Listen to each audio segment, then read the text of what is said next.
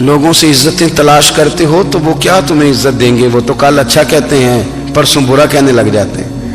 لوگوں کے سامنے گڈ بک میں آنا چاہو گے تو وہ تو سویرے تمہارے بارے میں کچھ کہیں گے، شام کچھ اور کہیں گے۔ اپنی روحانی زندگی آباد کریں، اپنے مسلح کو وقت دیں، اور دنیا سے چھپ کر اس موبائل کو بند کر کے اور اپنے آپ سے بھی چھپ کے اور تنہا ہو کے چھپا کے سارا کچھ اپنے آنسو اپنے رب کی بارگاہ میں پیش کریں، اس کے حضور حاضری دیں۔ سنو نا ترمذی کی حدیث، اور اسے یاد رکھنا، نبی پاک علیہ السلام نے فرمایا اپنے دکھ لوگوں کے سامنے نہ بیان کرنا، سیٹھوں نوابوں کو نہ بتاتے پھرنا، دنیا داروں کے سامنے جا کے نہ رونا کہ میں تکلیف میں ہوں۔ فرمایا اگر دنیا داروں کو دکھ بتاؤ گے رب تمہیں کبھی غنی نہیں کرے گا۔ اور لوگ ہیں کہ الٹا مذاق اڑائیں گے آپ کی، جس سے بڑی پکی یاری ہے نا، پکی، وہ تب تک پکی ہے جب تک آپ نے 50,000 مانگا نہیں، اور جس وقت آپ نے کہہ دیا کہ میں مجبور ہوں میری مدد کر، تو پھر ختم ہو گئی دوستی۔ لوگوں کے تعلقات آپ کے ساتھ تب تک ہیں جب تک آپ ان سے کوئی ضرورت وابستہ نہیں کرتے۔ کریم محبوب فرمانے لگے بندوں کے سامنے دکھ نہ بیان کرنا، اللہ تجھے کبھی غنی نہیں کرے گا۔ تو اپنے دکھ اپنے رب کو بتا، تو دعائیں مانگ، تو اس کی بارگاہ میں حاضر ہو، تو اس کے حضور عرض کر۔ فرمایا اپنے دکھ اپنے رب کو بتا، وہ جلدی کرے یا دیر سے کرے تجھے ساری دنیا سے بے نیاز کر دے گا، تجھے کسی کا محتاج نہیں رہنے دے گا۔ اپنے مسلح کو، اپنی دعاؤں، ایک بزرگ فرماتے ہیں میں نے دعا مانگنے کا طریقہ اپنی بیوی سے سیکھا، دعا مانگنے کا طریقہ اپنی، سیکھنے والے تو اپنے بچوں سے بھی سیکھ لیتے ہیں، سیکھنے والے تو ہر ایک سے سیکھتے ہیں۔ وہ کہتے ہیں میں نے دعا مانگنے کا سلیقہ اپنی بیوی سے سیکھا ہے۔ حضرت وہ کس طرح؟ فرمانے لگے میری بیوی نے نا مجھے کوئی کام بتایا، کچھ پیسوں کی ضرورت کے لیے کہا، تو میں نے اسے کہا کہ بھئی ابھی میرے پاس نہیں ہے، کچھ دنوں میں آتے ہیں تو میں دے دوں گا۔ عورتوں کی عادت ہوتی ہے وہ بار بار یاد کراتی ہیں، 2-4 دنوں کے بعد پھر اس نے کہا حضرت وہ میں نے کہا تھا کچھ پیسے، میں نے اسے کہا کہ ابھی میرے پاس نہیں ہے، کچھ دنوں میں ملتے ہیں تو میں تمہیں دے دوں گا۔ اس نے کچھ دنوں کے بعد پھر کہا حضور وہ میں نے کچھ پیسے کہے تھے۔ فرماتے میں نے ڈانٹ دیا، میں نے کہا کہ کیا تو روز مجھے شرمندہ کرتی ہے، کہا نا میرے پاس نہیں ہے، ہوں گے تو دے دوں گا، تو روز یاد کراتی ہے۔ فرماتے ہیں اس نے پہلے تو میری ڈانٹ کو سہا، پھر میرے سخت جملوں نے اس کی آنکھوں میں آنسو پیدا کر دیے، پھر اس نے اپنے آنچل میں اپنے اس دکھ کو سمیٹا، اور پھر اس نے ایک جملہ کہا تو میں رو پڑا، اور مجھے اپنے رب سے مانگنے کا طریقہ آ گیا۔ مجھے کہنے لگی حضرت جی آپ نے ڈانٹ دیا میں نے سہ لیا، پر آپ ہی میرے شوہر ہیں، بتائیں نا آپ سے نہ کہوں تو میں کس سے جا کے کہوں۔ فرماتے ہیں میں رو پڑا، اور میں کھل کے رویا، اور میں تڑپ کے رویا، اور پھر میری سسکیاں بند گئیں۔ تو مجھے کہنے لگی آپ کو کیا ہوا؟ میں نے کہا مجھے بھی دعا مانگنی آ گئی ہے، جب میں اسے کہوں گا نا اللہ تو ہی میرا رب ہے، میں تجھ سے نہ کہوں تو میں کس سے جا کے کہوں؟ میں کیوں کسی بندے سے سوال کروں؟ میں کیوں کسی دنیا دار سے کہوں؟ میں تیرے بندوں کا، نیک بندوں کا وسیلہ لے کے، تیرے محبوب کی غلامی لے کے تیری بارگاہ میں آیا، تجھ سے نہ مانگوں تو کس سے مانگوں؟ سمجھ آ گئی ہے، جب میں اس رنگ میں مانگوں گا تو پھر رب میرے اوپر بڑا ہی فضل فرمائے گا، وہ میرے اوپر بڑی رحمت کرے گا، وہ میرے لیے آسانیاں کرے گا۔ عزیز دوستو، ہم اس طرح کرنے لگ گئے ہیں کہ ہم نے نا اپنے تعلقات پر اعتماد کرنا شروع کر دیا ہے۔ میرے تعلقات بہت ہیں، ہم نے اپنی دولت پر اعتماد کرنا شروع کر دیا ہے، میرے پاس دولت بہت ہے۔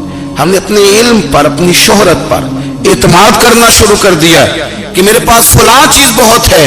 یاد رکھنا جب بے نیاز اپنی صفت بے نیازی دکھاتا ہے تو بڑی بڑی دولتوں والے مجبور نظر آتے ہیں۔ بھائیو جب انسان کا رشتہ اپنے مالک کے ساتھ ہوتا ہے پھر تو غم بھی کچھ نہیں کہتے، پریشانیاں بھی کچھ نہیں کہتی، پھر تو زندگی صبر والی، پھر تو زندگی توکل والی، پھر تو زندگی بھروسے والی، پھر انسان اپنے آپ کو رسوا نہیں کرتا، دنیا داروں سے امیدیں اس کی ختم ہو جاتی، امیدیں اللہ رسول سے لگا لیتا ہے، مضبوط ہو جاتا ہے، مضبوط، طاقتور ہو جاتا ہے، خوددار ہو جاتا ہے، باوقار باعزت ہو جاتا ہے۔ حضرت بہلول دانا رحمت اللہ علیہ بیٹھے تھے تو ہارون رشید حج کر کے آ رہا تھا،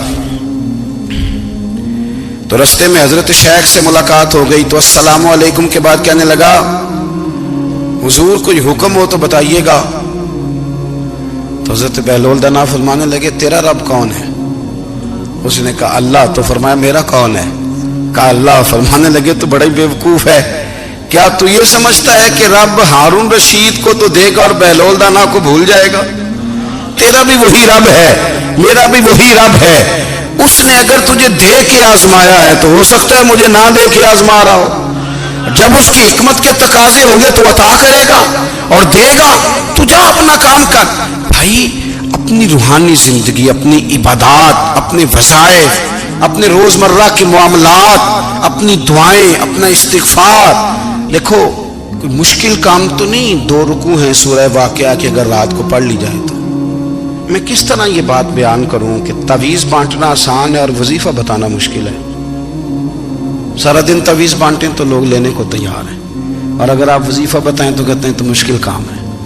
او خدا کے بندے، اگر آپ کا تعلق قرآن پاک کے ساتھ مضبوط ہو، قرآن پاک کے ساتھ اگر آپ کا رشتہ ہو، لوگ سفارشیں ڈھونڈتے ہیں نا دنیا میں کوئی تعلق مل جائے تو میرا کام ہو جائے. دنیا میں اتنا مشکل معاملہ ہے، آخرت میں مجھے بتائیے گا کتنا مشکل معاملہ ہوگا. میرے نبی پاک صلی اللہ تعالی علیہ وسلم نے فرمایا جو لوگ سورہ ملک پڑھا کرتے تھے نا، سورہ ملک، یہ سورت ملک قیامت میں ان کی سفارش کرے گی اور اس طرح کرے گی کہ کہے گی اے اللہ یا اس بندے کو جنت میں داخل کر دے یا مجھے قرآن پاک سے علیحدہ کر دے. تو رب فرمائے گا جا اس کا دامن تھام کے اسے جنت تک پہنچایا. آپ بات کو سمجھیں، جب آپ کے تعلقات اپنے معاملات کے ساتھ مضبوط ہوں گے، یہ نبی کریم نے وعدہ کیا ہے کہ تو سورت واقعہ پڑھ تیرے گھر میں فاقہ نہیں آئے گا. حضرت عبداللہ ابن مسعود رضی اللہ تعالیٰ عنہ بیمار تھے تو حضرت عثمان غنی رضی اللہ تعالیٰ عنہ تیمارداری کے لیے تشریف لے گئے اور جا کر کے کہا کہ آپ بڑے بیمار ہیں، آپ کی بیٹیاں زیادہ ہیں، میں چاہتا ہوں کہ خزانے میں سے کچھ مدد کروں. تو سیدنا عبداللہ ابن مسعود رضی اللہ تعالیٰ عنہ اٹھ کے بیٹھ گئے اور کہنے لگے امیر المومنین، اللہ آپ کو میری طرف سے، میری بیٹیوں کی طرف سے بہتر صلہ دے. میری بیٹیوں کو کسی خزانے کی ضرورت نہیں، میں نے انہیں خزانہ دے دیا ہے.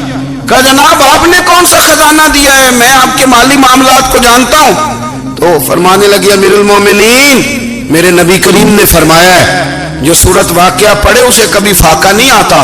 میں نے بیٹیوں کو یاد کرا دی ہے، یہ خزانہ میں نے انہیں دے دیا ہے. وہ سارے والدین سنیں جو بیٹیوں کے لیے پریشان رہتے. حضرت عبداللہ ابن مسعود نصیحت کر رہے ہیں، فرمانے لگے میں نے سورت واقعہ یاد بھی کرا دی ہے، پڑھنے کی عادت بھی ڈال دی ہے. حضور نے فرمایا ہے جو سورت واقعہ پڑھے اسے فاقہ نہیں آتا. کہنے لگے چاند تو اپنی جگہ چھوڑ سکتا ہے، سورج گر سکتا ہے، تارے ٹوٹ سکتے ہیں، پر مدینے والے رسول کی بات غلط نہیں ہو سکتی. حضور نے فرمایا فاقہ نہیں آئے گا تو انشاءاللہ کبھی بھی نہیں آئے گا. کرنے کا کام یہ ہے کہ ہم اپنے معاملات، اپنی عبادات، اپنی دعائیں کبھی 10 منٹ عادت ہو جائے نا دعا مانگنے کی علیحدہ سے رات کو. حضور نے فرمایا جو فرض نماز کے بعد دعا مانگے اللہ اس کی قبول کر لیتا ہے. نبی پاک صلی اللہ تعالی علیہ وسلم نے فرمایا اللہ مسافر کی دعا قبول فرماتا ہے. حضور نے فرمایا اللہ مظلوم کی دعا قبول فرماتا ہے. حضور نے فرمایا بیمار سے دعا کراؤ اللہ اس کی دعا قبول فرماتا ہے. میرے نبی پاک نے فرمایا ماں باپ جب بھی اولاد کے لیے ہاتھ اٹھائیں، ویسے تے بلے شاہ تو آسمانی اڑ دیا ہی پھڑ دیں، جڑا گھر بیٹھا انہوں بڑھیا ہی نہیں. حضور فرمانے لگے ماں باپ جب بھی اولاد کے لیے دعا فرمائیں اللہ ان کی دعا کو قبول کرتا ہے.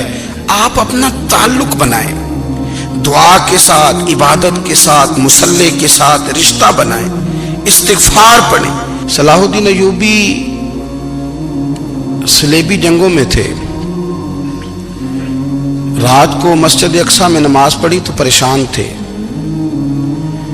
ایک بزرگ سے ملاقات ہوئی تو وہ کہنے لگے کہ آپ بڑے پریشان ہیں. کہنے لگے حضور پریشان اس لیے ہوں کہ پہلے ہی مسلمان کمزور ہے، اب میں نے سنا ہے دشمن کا ایک بحری بیڑا وہ جنگی سامان سے بھرا ہوا آ رہا ہے، تو اب ان کے پاس اور تلواریں اور نیزے آ جائیں گے، مسلمانوں کے پاس پہلے ہی وسائل کی کمی ہے، پریشان ہو کس طرح کر کے مقابلہ کریں گے. یہ بات کہتے ہی صلاح الدین ایوبی نے بزرگوں سے کہا حضور آپ بھی دعا کرنا، دعا کی بڑی طاقت ہے. میرے نبی پاک نے فرمایا دعا مومن کا ہتھیار ہے. دعا مومن کا حضور نے فرمایا تقدیر کو سوائے دعا کے کوئی چیز نہیں بدل سکتی. دعا مومن کا ہتھیار ہے. یہ کافر کے پاس کوئی نہیں، یہ ہتھیار ہے مومن کا. اللہ کرے آپ کو سمجھ آئے. پھر سنیں، کئی بار کہہ چکا ہوں یہ ہتھیار ہے. کافر کے مقابلے میں جو تیرے پاس سب سے بڑا ہتھیار ہے وہ دعا ہے. دعائیں کرانی چھوڑ دی، کرنی چھوڑ دی، لینی چھوڑ دی.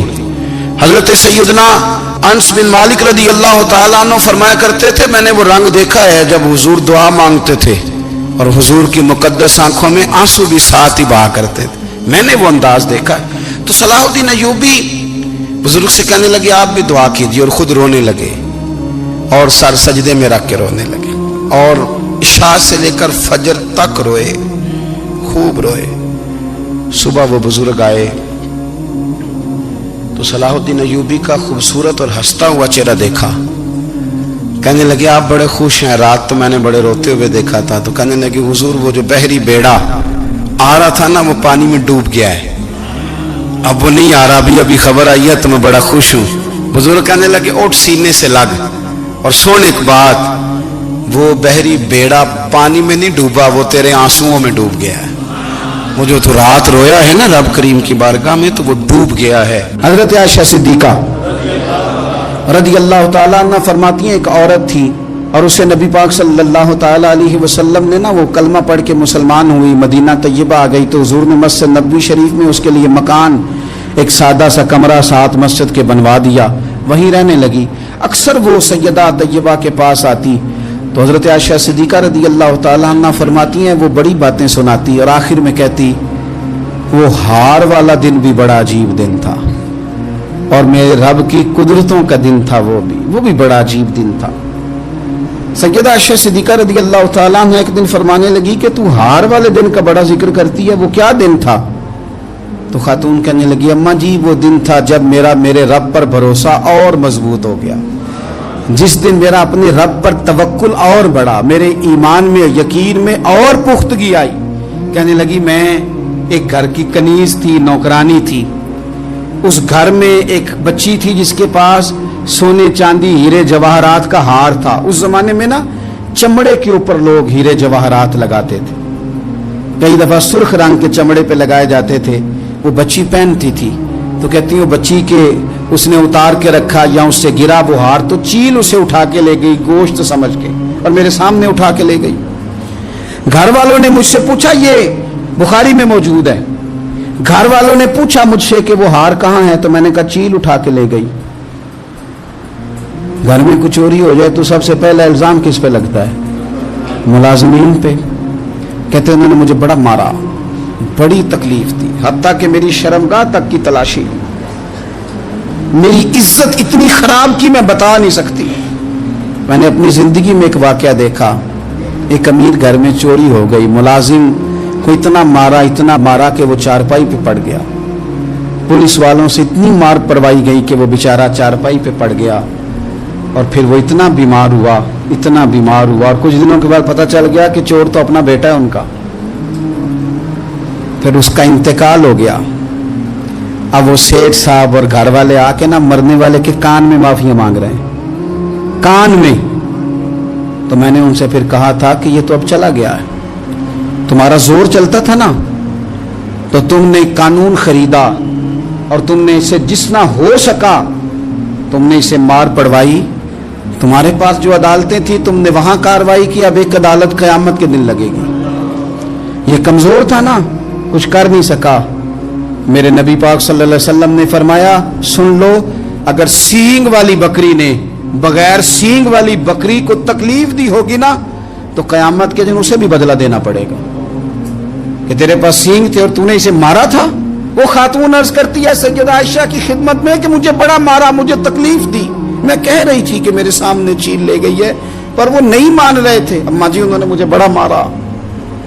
حضرت عائشہ صدیقہ کہتی ہیں پھر کیا ہوا؟ کہنے لگی اماں جی جب کوئی میرا مددگار نہ رہا، مجھے تکلیف دے رہے تھے، رسوا کر رہے تھے، تو میں نے اپنے رب سے مدد چاہی، میرے رب کی طرف میں نے توجہ کی. میں نے کہا مالک اب تو ہی میرا مددگار ہے، कहती है वो मुझे मार रहे थे तो वो चील जो हार ले गई थी वही लेके वापस आ गई, और हमारे सरों के करीब ला के उसने जब उस हार को फेंका, वो मुझे छोड़ के साइड पे हुए, वो मेरी बेगुनाही जान गए। लेकिन आपको बताऊं, उस दिन से मेरा अपने रब पर यकीन और बढ़ गया। मुझे समझ आ गई कि जब इंसान पूरा टूट जाता है और जब कोई चारों जानिब उसका मददगार नहीं होता, तो रब तो होता है ना, अल्लाह तो उसका मददगार होता है ना, वो तो फिर अपने उस बंदे की मदद करता है ना, फिर वो तो तवानाई देता है ना, वो तन्हा नहीं छोड़ता, वो तो आंसुओं वालों के आंसुओं पे बड़ा करम फरमाता है, वो तो कसम पुरसी में आ जाता है, उसकी रहमत बढ़ के इस्तकबाल कर लेती। ओ मेरी मिल्लत के जवानों, मजा नहीं आ जाता जब सारी दुनिया सोई हो, सारी दुनिया, और बिस्तर भी गर्म हो और नींद भी पूरा गलबा कर रही हो, और अचानक घंटी बजे दिमाग में, आंख खुले, घड़ी पे नजर पड़े, 3:30-4 बजे का पैगाम घड़ी बताए, और कोई चढ़ती जवानी वाला उठ के वुजू करे, और जब वो मुसल्ला खोल के बिछाए तो मदीने वाले महबूब कहते हैं कि हर नमाज पे रब सवाब देता है, और जो उठ के तहज्जुद की नमाज पढ़े उसे देख के तो रब मुस्कुराता है, जो उसकी शान के लायक है, जो उसकी शान के लायक, वो मुस्कुराता है, खुश होता है कि मेरा बंदा तहज्जुद में उठ गया, वो मुस्कुराता है। काश हमारी सुबहें कभी अपने मालिक के नाम हो जाएं, काश के सुबह। हजरत अबुल हसन रहमतुल्लाह ताला अलैह हजरत माज इब्ने जबल रदी अल्लाह ताला अन्हु के पास बैठा करते थे। फरमाते हैं उनसे जो प्यार बढ़ा तो फिर मेरा मुसल्ले से भी बढ़ गया। ताबिए फरमाते हैं सहाबी रसूल से मोहब्बत हुई तो जिक्र से भी हो गई, फिर दुरूद शरीफ से भी हो गई, मोहब्बत उनसे बढ़ी तो फिर अल्लाह ने मस्जिद का प्यार भी बढ़ा दिया। आप फरमाते हैं कि मेरी हर वक्त तबीयत चाहती थी कि बस अल्लाह अल्लाह करूं, बस अल्लाह अल्लाह करूं, बस ना मैं जरा थोड़ी जान छुड़ाऊं लोगों से, कुछ 10 मिनट मिले तो मैं कुछ 4 नफल पढ़ लूं, मैं थोड़ा सा ना बचूं लोगों से, और मुझे तस्बीह मिले तो मैं ना कुछ 400-500 दफा इस्तिगफार पढ़ूं, सुभान अल्लाह, अल्हम्दुलिल्लाह, अल्लाहु अकबर, ला हौला वला कुव्वता इल्ला बिल्लाह, मैं ना तस्बीहात पढ़ूं। फरमाते हैं कि बच्चे थे घर में 6-7, गुर्बत थी, काम मिलता कोई नहीं था, और मैं काम चोर नहीं था, काम ढूंढता था, पर अल्लाह की कुदरत के काम नहीं मिलता था। फरमाते हैं कि मैंने एक दिन अपनी अहलिया से कहा कि आज मैं फिर जाता हूँ काम ढूंढने, तो मेरी बीवी बड़ी फर्मा बरदार थी, पर उस दिन ना गुर्बत के हाथों तंग आके कहने लगी, आज नाना कोई तू चीज़ लेके आया, तो मुझसे बच्चों की भूख नहीं देखी जाती है, सब रोगां दा रोग मुहम्मद जिसदा नाम गरीबी, कंड बुला के लंघ जाते नहीं दोस्त यार करीबी, आज मैं कुछ लेके आया तो मैं बच्चे लेके चली जाऊंगी। शेख फरमाते हैं कि मैं बड़ा परेशान घर से निकला, पर मैंने सुबह से लेके जोर तक काम ढूंढा, काम मिला कोई नहीं, तो मेरे दिल में ख्याल आया चलो काम नहीं मिलता तो अल्लाह अल्लाह तो करे ना, चलो बंदों की मजदूरी नहीं मिलती तो रब करीम की इबादत ही करते हैं। फरमाते हैं कि मैंने ना फुरात के पानी से वुजू किया, नहर के, शदीद धूप थी, साथ रेत थी और रेत तप रही थी, मैंने अपना रुमाल वहीं मुसल्ला के तौर पर बिछा लिया, और फरमाते हैं कि जोर से लेकर असर तक नमाज पढ़ी, धूप भी पूरे जोर पे, पर मेरे सजदे का ज़ौक़ भी पूरे जोर पे। फरमाते हैं सूरज भी चमक रहा है और रब की इबादत का ज़ौक़ भी पूरे जोर पे, मैं सजदा करूं तो फिर मेरा उठाने को जी ना चाहे। मेरे उस्ताद लिखा करते थे, ये उनका शेर है, वो कहा करते थे मुझे सोज दे, मुझे साज दे, और मुझे नीम शब का न्याज दे, दम सजदा खुद को मैं तोड़ दूं, मुझे ऐसा ज़ौक़े नमाज दे। और मैं तेरी बहार का फूल हूं, मैं खिला भी हूं तो तेरे लिए, मुझे मेरी शाख से तोड़ ले, मुझे अपनी जुल्फ का नाज दे। भाई फरमाते हैं कि असर तक मैंने नफल पढ़े, दिल ढलने लगा, असर की नमाज पढ़ी और मैं वहां से चला। अब मैं जब निकलने लगा तो दिल में ख्याल आया कि छोटी छोटी दीवारें हैं घर की, बगैर कुछ लिए जाऊंगा तो बीवी दूर से देखेगी तो शोर करेगी कि फिर खाली हाथ आ गया है। कहते मैंने अपनी उसी रुमाल में जिस पे मैंने नमाज पढ़ी थी ना, रुमाल में की आखी दे पंजाबी च साफा, कहते हैं उसी में ना मैंने कुछ रेत भर ली कि वो दूर से देखेगी तो समझेगी कुछ लेके आया है, चलो जाके उसे बता दूंगा कि आज फिर मजदूरी नहीं मिली। कहते हैं वो रेत लेकर जब मैं घर में गया तो पहले बीवी दरवाजे पे खड़ी होती थी, पूछती थी खाली हाथ आ गए हो? आज मैंने देखा तो है ही कोई नहीं। फरमाते मैं अंदर दाखिल हुआ, सलाम लिए, कोने में मैंने वो रुमाल रख दिया और मैंने आवाज दी कि भली मानस कहाँ हो? तो वो कहने लगी आप मुंह हाथ धो ले, मैं रोटी लेके आई। मैंने कहा रोटी कहां से आ गई? यहां तो कई दिनों के फाके, तो कई दिनों की गुर्बत है, यहां तो इस घर में तो फकीरी है। फरमाते हैं कि वो रोटी लेके आई और उस वक्त की जो मौजूदा नेमतें थी, समझ ले सलाद अचार हर चीज साथ लाई। मैंने कहा कि बच्चे कहां गए? कहने लगी वो खाना खा के खेलने गए, आप खाना खा लें आ जाते। खाना उसने चुन दिया। मैंने हैरत अंगेज लहजे में सारी नेमतें अपने दस्तरखान पे देख करके बीवी से पूछा ये कहां से आया खाना? बच्चों को तूने कहां से खाना खिलाया? ये सारा कुछ कैसा है? तो कहने लगी पता नहीं आज आप किस करीम की मजदूरी करने चले गए थे, पता नहीं किस करीम की, मेरे घर में तो इतनी नेमतें आई हैं कि मुझसे संभाली नहीं जा रही, इतना अनाज है, इतना गंदुम है, किस करीम के दरवाजे आज चले गए थे? ये कहते कहते वो उठी और उठ करके कहने लगी पहले बड़ा कुछ आया था, अब क्या ले आए हो? और जा करके ना उसने वो रेत वाला रुमाल खोला, कहने लगे मैं तो लेके आया था रेत, तो मेरे रब ने उसे भी सोने और हीरे बना दिया था। जब आपकी तवज्जो अल्लाह की जानी, मेरे नबी पाक सल्लल्लाहु ताला अलैहि वसल्लम ने फरमाया हर चीज अपने रब से मांग, हर चीज मांग, हर चीज मांग। या रसूलल्लाह क्या कुछ? मेरे महबूब ने फरमाया तेरे घर में नमक भी खत्म हो जाए तो वो भी अपने रब से मांगा कर, तो मांगना वो तुझे देगा, तो उसकी बारगाह में कशकोले तलब दराज तो करना। और तिरमिजी शरीफ में अजीब लफ्ज है, रसूल कायनात ने फरमाया, रब करीम फरमाते हैं जब मेरा बंदा हाथ उठाता है ना तो मुझे हया आती है कि मैं खाली कैसे लौटा दूं इसके।